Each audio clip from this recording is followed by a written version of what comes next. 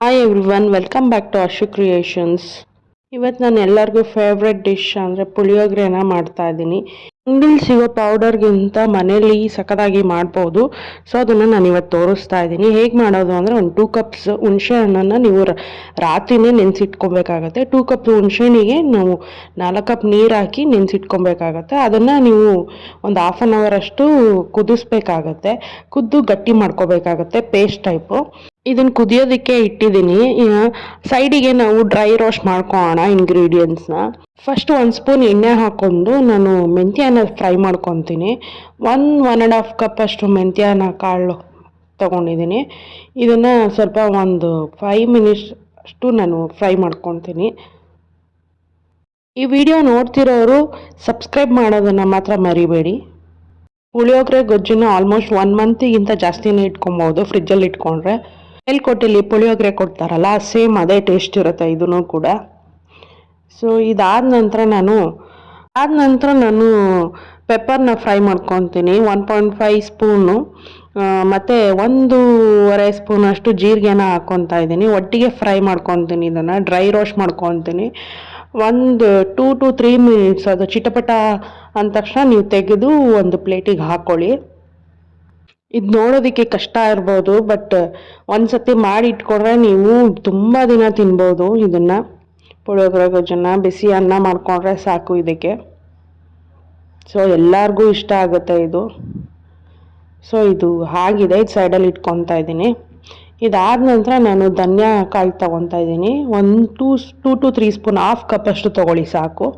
ಮತ್ತು ಸಾಸಿವೆನ ಕೂಡ ತೊಗೊಂಡಿದ್ದೀನಿ, 1 ಸ್ಪೂನಷ್ಟು ಸಾಸಿವೆ. ಇದು ಅಷ್ಟೇ, ನಿಮಗೆ ಸ್ಮೆಲ್ ಬರೋವರೆಗೂ ಹುರ್ಕೊಬೇಕಾಗತ್ತೆ. ನೀವು ಏನೇ ಹುರ್ಕೊಂಡ್ರು ಲೋ ಫ್ಲೇಮಲ್ಲಿ ಹುರ್ಕೊಂಡ್ರೆ ಒಳ್ಳೆಯದು. ಸೀಸ್ಕೊಳ್ಳೋಕೆ ಹೋಗಬೇಡಿ, ಆವಾಗಲೇ ಚೆನ್ನಾಗಿ ಬರೋದು, ಸೀದಿಲ್ಲ ಅಂದರೆ.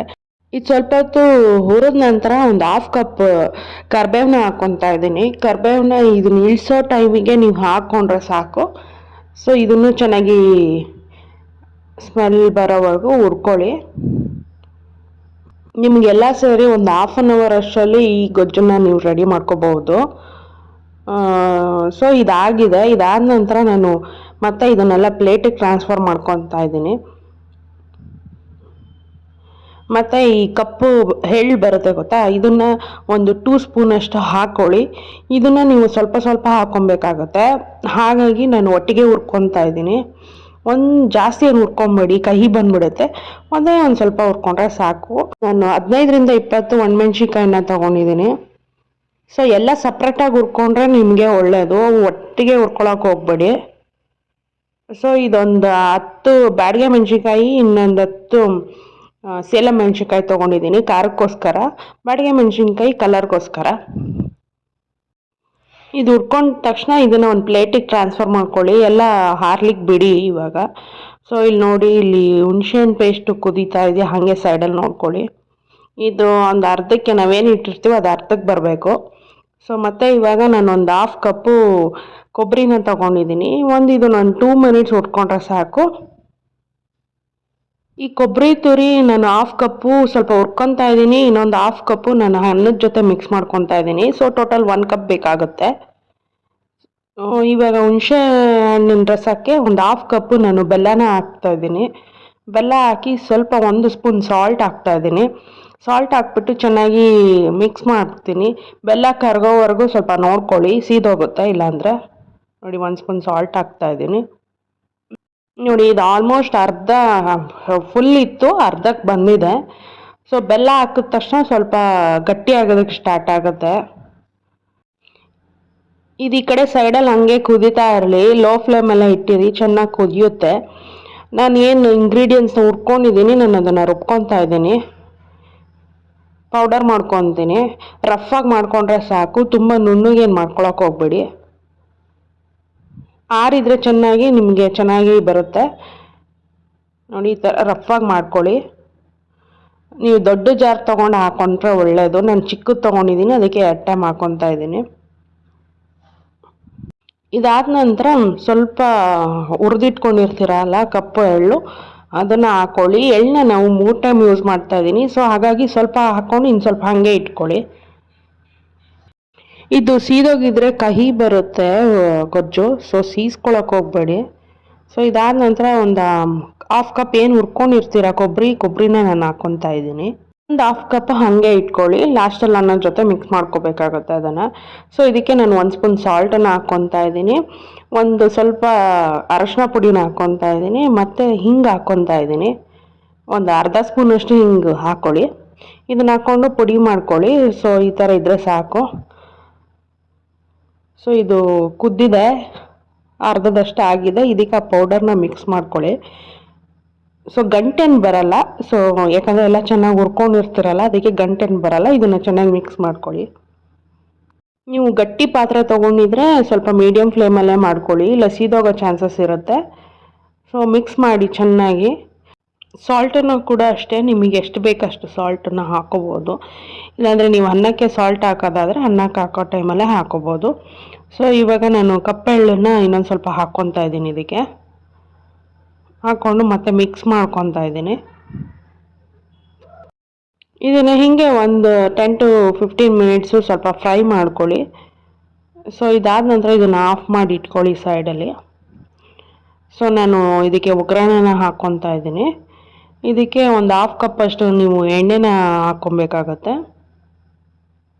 ತುಂಬ ಜನ ಕೊಬ್ಬರಿ ಎಣ್ಣೆನೂ ಕೂಡ ಯೂಸ್ ಮಾಡ್ತಾರೆ, ಅದನ್ನು ಬೇಕಾದರೆ ಕೂಡ ನೀವು ಹಾಕೊಬೋದು. ನಾನು ನೆಕ್ಸ್ಟು ಇದಕ್ಕಾದ ನಂತರ 1 ಸ್ಪೂನು ಸಾಸಿವೆನ ಹಾಕ್ಕೊಂಡಿದ್ದೀನಿ. ಸಾಸಿವೆ ಪಟ ಅನ್ನೋಕ್ಕೆ ಸ್ಟಾರ್ಟ್ ಆಗುತ್ತೆ ಎಣ್ಣೆ ಚೆನ್ನಾಗಿ ಕಾದಿದ್ರೆ. ಸೊ ಇದಾದ ನಂತರ ನಾನು ಒಂದು 2 to 3 ಸ್ಪೂನಷ್ಟು ಕಡಲೆಬೇಳೆನ ಹಾಕ್ಕೊತಾ ಇದ್ದೀನಿ. ಕಡಲೆಬೇಳೆ ಮತ್ತು ಕಡಲೆ ಬೀಜ, ಒಂದು ಹಾಫ್ ಕಪ್ಪಷ್ಟು ಕಡಲೆ ಬೀಜನ ಹಾಕ್ಕೊತಾ ಇದ್ದೀನಿ. ಇದನ್ನು ಲೋ ಫ್ಲೇಮಲ್ಲೇ ಚೆನ್ನಾಗಿ ಸೀಸ್ಕೊಳಕ್ಕೆ ಹೋಗ್ಬೇಡಿ, ಸ್ವಲ್ಪ ಫ್ರೈ ಮಾಡ್ಕೊಳ್ಳಿ ಎಣ್ಣೆಲೆ. ಎಣ್ಣೆ ಜಾಸ್ತಿ ಕಾದಿದ್ರೆ ಬೇಗ ಸೀದೋಗುತ್ತೆ, ಹಾಗಾಗಿ ಸ್ವಲ್ಪ ಕಮ್ಮಿ ಇಟ್ಕೊಂಡೆ ನೀವು ಫ್ರೈ ಮಾಡ್ಕೋಬೇಕಾಗತ್ತೆ. ಇದೇ ನೋಡಿ ಒಳ್ಳೆ ಟೇಸ್ಟ್ ಕೊಡುತ್ತೆ ಪುಳಿಯೋಗರೆಗೆ, ಕಡಲೆಕಾಯಿ ಬೀಜ ಕರಮ್ ಅಂತ ಇದ್ರೆ. ಇದೊಂದು 3 to 4 ಮಿನಿಟ್ಸ್ ಆಗುತ್ತೆ. ಸೊ ನೋಡಿ, ಕಲರ್ ಚೇಂಜ್ ಆದ ತಕ್ಷಣ ಬೆಳ್ಳುಳ್ಳಿನ ಸಣ್ಣದಾಗಿ ಹಚ್ಚಿಟ್ಕೊಂಡಿರಿ, ಒಂದು 15 ಎಳೆಗಳನ್ನ, ಅದನ್ನು ಸಣ್ಣದಾಗಿ ಹಚ್ಚಿಟ್ಕೊಂಡು ಹಾಕ್ಕೊಳ್ಳಿ. ಅದನ್ನು ಫ್ರೈ ಮಾಡ್ಕೊಳ್ಳಿ. ಬೆಳ್ಳುಳ್ಳಿ ಯಾರ್ಯಾರು ತಿನ್ನಲ್ಲ, ಆಪ್ಷನಲ್ಲು ಇದು. ಇಂಗನ್ನು ಕೂಡ ಹಾಕೊಬೋದು ಬೆಳ್ಳುಳ್ಳಿ ಬದಲು. ನಿಮಗೆ ಬೆಳ್ಳುಳ್ಳಿದು ಸ್ಮೆಲ್ ಸಕ್ಕದಾಗಿ ಬರೋಕ್ಕೆ ಸ್ಟಾರ್ಟ್ ಆಗುತ್ತೆ. ಸೊ ಇದಕ್ಕೆ ಸ್ವಲ್ಪ ಕರಿಬೇವನ್ನ ಹಾಕ್ಕೊಳ್ಳಿ, ಒಂದು ಹಾಫ್ ಕಪ್ಪಷ್ಟು ಕರಿಬೇವು ಕೂಡ ಅಷ್ಟೇ ಚೆನ್ನಾಗಿ ಫ್ರೈ ಆದರೆ ಎಣ್ಣೆಯಲ್ಲಿ, ಫುಲ್ ಹಾಫ್ ಕಪ್ ಎಣ್ಣೆ ಹಾಕ್ಕೊಂಡಿದ್ದೀರಲ್ಲ, ಹಾಗಾಗಿ ಚೆನ್ನಾಗಿ ಎಣ್ಣೆಲಿ ಕರ್ದಿರೋ ಥರ ಇರುತ್ತೆ. ಸೈಡಲ್ಲಿ ಹಾಗೆ ಒಂದು 2 ಕಪ್ ರೈಸಿಗೆ ಇಟ್ಕೊಳ್ಳಿ. ರೈಸಿಗೆ 1 ಸ್ಪೂನ್ ಆಯಿಲ್ ಹಾಕ್ಕೊಳ್ಳಿ, ಹುಡಿಯಾಗಿ ಬರುತ್ತೆ. ಸೊ ಇದಾದ ನಂತರ ನಾನು ಒಂದು 5 to 6 ರೆಡ್ ಚಿಲ್ಲಿನ ಹಾಕ್ಕೊತಾ ಇದ್ದೀನಿ, ಒಣಮೆಣ್ಸಿನ್ಕಾಯಿನ ಕಟ್ ಮಾಡಿಕೊಂಡು. ಸೊ ಇದನ್ನು ಕೂಡ ಫ್ರೈ ಮಾಡ್ಕೊಳ್ಳಿ. ಇದನ್ನು ಲಾಸ್ಟಲ್ಲಿ ಸ್ವಲ್ಪ ಕಡಲೆ ಬೀಜ ಎಲ್ಲ ಬೆಂದಿದೆ, ಚೆನ್ನಾಗಿ ಫ್ರೈ ಆಗಿದೆ ಅಂದಾಗ ನೀವು ಇದನ್ನು ಹಾಕ್ಕೊಳ್ಳಿ, ಇಲ್ಲ ಸೀದೋಗುತ್ತೆ. ಒಂದು ಏನು ಮಿಕ್ಕಿರುತ್ತೆ ಎಳ್ಳು, ಇದನ್ನು ಹಾಕ್ಕೊಳ್ಳಿ. ಇವನ್ ನೀವು ಅನ್ನಕ್ಕೂ ಕೂಡ ಎಳ್ಳನ್ನು ಹಾಕ್ಕೊಂಡು ಮಿಕ್ಸ್ ಮಾಡ್ಕೋಬೋದು. ಸಾಲ್ಟ್ ಹಾಕ್ಕೊಳ್ಳಿ. ಸಾಲ್ಟು ಕೂಡ ಅಷ್ಟೇ, ನಿಮ್ಗೆ ಎಷ್ಟು ಬೇಕಷ್ಟು ಸಾಲ್ಟನ್ನು ಹಾಕ್ಕೋಬೋದು. ನಾನು ಎಣ್ಣೆಯಲ್ಲಿ ಒಗ್ಗರಣೆ ಹಾಕಬೇಕಾದ್ರೆ 1 ಸ್ಪೂನ್ ಸಾಲ್ಟನ್ನು ಹಾಕ್ತೀನಿ ಯಾವಾಗಲೂ. ಚೆನ್ನಾಗಿ ಎಲ್ಲ ಫ್ರೈ ಆಗಿದೆ ಅಂದರೆ ಬಬಲ್ಸ್ ಎಲ್ಲ ಸ್ಟಾಪ್ ಆಗುತ್ತೆ, ಸಣ್ಣ ಸಣ್ಣ ಬಬಲ್ಸ್ ಎಲ್ಲ. ಆ ಟೈಮಲ್ಲಿ ನೀವು ಏನು ಗೊಜ್ಜು ಮಾಡಿ ಇಟ್ಕೊಂಡಿರ್ತೀರ ಇದನ್ನು ಹಾಕ್ಕೊಳ್ಳಿ. ಇದನ್ನು ಹಾಕ್ಕೊಂಡು ಚೆನ್ನಾಗಿ ಮಿಕ್ಸ್ ಮಾಡ್ಕೊಳ್ಳಿ. ಇನ್ನೊಂದ್ಸತಿ ಎಣ್ಣೆಲ್ಲ ಚೆನ್ನಾಗಿ ಫ್ರೈ ಮಾಡ್ಕೊತಾ ಬನ್ನಿ. ಇನ್ಸ್ಟೆಂಟು ಇದು ಆ್ಯಕ್ಚುಲಿ, ರೆಡಿ ಮಾಡಿ ಇಟ್ಕೊಂಡಿದ್ರೆ ರೈಸ್ ಮಾಡಿಕೊಂಡು ಇಮಿಡಿಯೇಟಾಗಿ ನೀವು ಪುಳಿಯೋಗರೆ ಗೊಜ್ಜನ್ನು ಕಲಿಸ್ಕೊಂಡು ಹೋಗೋದು ಒಳ್ಳೆಯದು. ಇಲ್ಲ ನೀವು ಟ್ರಾವೆಲಿಂಗ್ ಮಾಡ್ತಾ ಇದ್ದೀರಾ ಅಂದ್ರೂ ಕೂಡ ನೀವು ಇದನ್ನು ಹಾಗೆ ಎತ್ಕೊಂಡು ಹೋಗ್ಬೋದು. ವಿತೌಟ್ ಫ್ರಿಜ್ಜು ಕೂಡ ನೀವು ಇಟ್ಕೋಬೋದು. ಇದನ್ನು 1 ಮಂತ್ ಹಾಗೆ ಇಟ್ಕೊಬೋದು, ಯಾಕಂದರೆ ಚೆನ್ನಾಗಿ ಫ್ರೈ ಆಗಿರುತ್ತೆ ಎಣ್ಣೆಲಿ, ಚೆನ್ನಾಗಿ ಹುರಿದಿರೋದ್ರಿಂದ ಎಲ್ಲ ಇಂಗ್ರೀಡಿಯೆಂಟ್ಸ್ನ ನೀವು ತುಂಬ ದಿನ ಇಟ್ಕೊಬೋದು. ಇದನ್ನು ಕೆಡಲ್ಲ ಬೇಗ. ಸೊ ಇದನ್ನು ಚೆನ್ನಾಗಿ ಮಿಕ್ಸ್ ಮಾಡ್ಕೊಳ್ಳಿ. ಮಿಕ್ಸ್ ಮಾಡಿಕೊಂಡು ಒಂದು 5 to 10 ಮಿನಿಟ್ಸು ಲೋ ಫ್ಲೇಮಲ್ಲಿ ಹಂಗೆ ಫ್ರೈ ಮಾಡಿ, ಅಂದರೆ ಚೆನ್ನಾಗಿ ಕೈ ಆಡ್ತಾ ಬನ್ನಿ. ಈ ರೆಡಿ ಮಿಕ್ಸ್ಗಳಿಗಿಂತ ತುಂಬ ಚೆನ್ನಾಗಿರುತ್ತೆ ಮನೇಲಿ ಮಾಡಿಕೊಂಡ್ರೆ. ಒಂದ್ಸತಿ ಮಾಡಿ ನೋಡಿ, ಗೊತ್ತಾಗುತ್ತೆ ನಿಮಗೇನೆ. ಎಣ್ಣೆ ಎಲ್ಲ ಸೈಡಲ್ಲಿ ಬಿಟ್ಕೊಳಕ್ಕೆ ಸ್ಟಾರ್ಟ್ ಆಗುತ್ತೆ. ಸೊ ಇದು ರೆಡಿಯಾಗಿದೆ. ತುಂಬ ಗಟ್ಟಿಯಾಗಿ ಮಾಡ್ಕೊಳಕ್ಕೆ ಹೋಗ್ಬೇಡಿ, ಸ್ವಲ್ಪ ತೆಳ್ಳಗೆ ಇರಲಿ ಗೊಜ್ಜು. ಸೊ ನೋಡಿ, ನಾನು ರೈಸ್ನ ರೆಡಿ ಮಾಡಿ ಇಟ್ಕೊಂಡಿದ್ದೀನಿ. ರೈಸ್ನ ಸ್ವಲ್ಪ ಆರೋದಕ್ಕೆ ಫಸ್ಟ್ ನೀವು ತೆಗೆದು ಅದನ್ನು ಒಡ್ಕೋಬೇಕಾಗುತ್ತೆ ಅನ್ನನ. ಕುಕ್ಕರಲ್ಲಿ ಇಡೋದಾದರೆ ಸ್ವಲ್ಪ ನೀರನ್ನು ಕಮ್ಮಿನೇ ಹಾಕಿ 1 ಸ್ಪೂನ್ ಎಣ್ಣೆ ಹಾಕಿದ್ರೆ ಉಡಿ ಉಡಿಯಾಗಿ ಬರುತ್ತೆ.